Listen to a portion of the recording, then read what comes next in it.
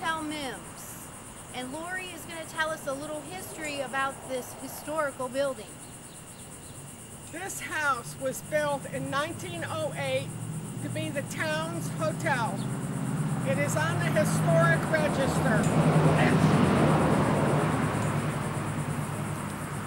And it's pretty much untouched. It's a beautiful old house and it's very neat. And one thing I want to mention is about the overgrowth on the hedges. Part of the complaint from code enforcement was we have overgrowth. So we had to cut down the hedges, right even with the fence.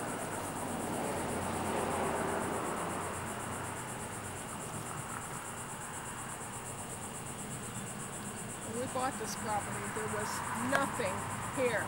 We put all these plants in. There was absolutely nothing on the property, the house. It was bare. The words, if it doesn't grow here, it doesn't belong here. Nothing, but nothing is allowed on the ground. Nothing. How does this change people's lives? When you go to set something on the ground, you're thinking the man's going to come and knock on my door and give me a ticket and I'm going to be in court. So you don't want to put anything on the ground. Who wants a piece of property where you can't put anything on the ground? Who wants it? So it doesn't make being a property owner very appealing now, does it? No. Not in Brevard County. This is America. This is America. We grew up where you could have just about anything in your yard. Nobody bothered you. We had ponies. My father was a pony photographer. And we had ponies. All this lattice work was by code enforcement. They told us we couldn't have it open. You could see everything we had in there. We put all this lattice work up. They came back and said, it's no good. I can see through the holes. So we went and got plywood and had to put plywood behind it. There are doors on each end. It is entirely closed in here. And the same over here with this overhang. Watch your car, Mama. All had to be closed in. Doors on the front, doors on the back. There's plywood behind the lattice work. To pick up everything off the ground. Absolutely everything. We had somebody in town that had those guys back in the time. I'm from Michigan. We had old gas stations. Well, see, when you, in fact, This is okay with code enforcement because in it's just beautiful. all your gas stations was just like this almost. You had your air wrapped on an old car wheel. You had your old pumps. And I love the feeling of the 30s and 40s and 50s. You want to show the privacy badge? And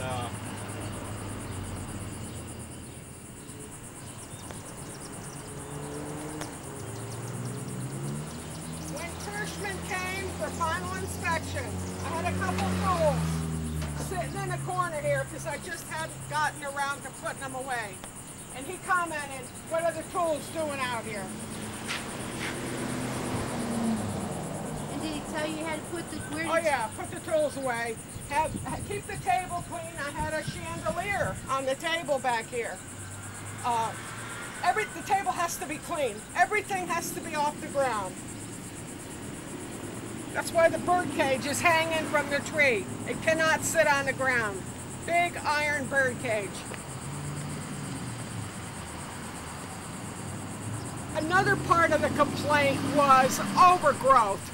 We trimmed all our hedges in the front, right down to the wire, because he couldn't see over it. I opened up her file one day and I see these aerial photographs of our trailer. We pulled a big red trailer in. Uh-huh.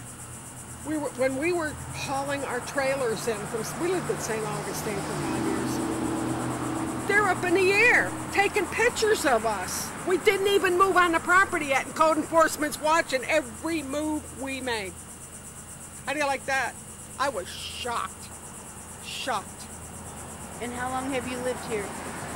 I'm going to say about 8 years. 8 years. I'd have to look at the paperwork to be sure, but... And so has code enforcement been bothering you for I mean, it sounds No, like they've been here from the beginning. They've been here twice. Twice. The first time we had to clean everything absolutely off the property. Behind the privacy fence, code enforcement officer went behind the privacy fence, made us get rid of absolutely everything. Everything. All your possessions, all your property that Whatever was behind we had there. back there. He had tanks he wants to make toys with. He had lawnmowers, he repairs them. And we just threw stuff away. We bought a storage shed, and we just cleaned it off, swept it clean. I mean, swept it clean. Inside of both of the overhangs, swept it clean. And then they come back a couple years later, and there was a trailer out front of the garage with a lawnmower on it. And that started it all over again. And so where are you now on this whole Well, mess? we're in compliance as of the minute because we did everything they told us to do. We cut down the hedges, we moved the trailer, we cleaned everything off again, and we had to go before the magistrate. We were fined $350. And what was your experience like at the magistrate? He gave us so many days to clean up the property, and we did not argue. We just said we'll do it, and we are in compliance now, but just for the privilege of going before the magistrate was a $350 fine, and don't put anything on the ground. Keep your property. Keep everything inside. Keep it inside. Keep it out of sight, behind a privacy fence. Don't leave it anything. Leave anything around. This has been a very expensive operation because the first time code enforcement came around, we had to clean off the property completely. We were forced to buy a storage shed at a cost of over $6,500, plus permit fees and all the work of moving all this stuff. And we hired an attorney at one point, and that was over $1,000. And altogether, plus materials to come into compliance, the total that it cost us was over $10,000. That's a lot of money. It is. When you really work hard for a living and you're on a limited income, like people our age are on Social Security. And like I mentioned, the $350 magistrate, we went back the second time, just $350 for having to go in that room. So it's well over $10,000 what it cost us. To live on your own property. Yeah, move our possessions because they didn't like what was here.